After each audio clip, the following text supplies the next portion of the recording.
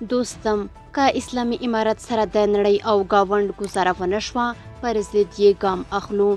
سلام ستړي مشئ، وخت مو په خیر. په مو کړئ د امپراتور ټي وي چینل څخه تازه او مهم خبر ته. دوستم که اسلامي امارت سره د نړۍ او گاوند گزاره ونه شوه پر ضد یې ګام اخلو.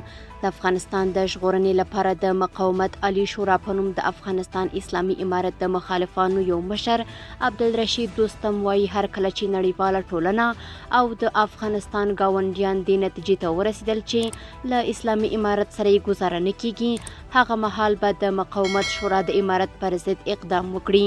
دوستم پرون پنجشنبه د افغانستان د ژغورنې د شورا په آنلاین غونډه کې وویل چې اسلامي امارت له زوره پرته د نړیوالې ټولنې هیڅ وړاندیز نه مني.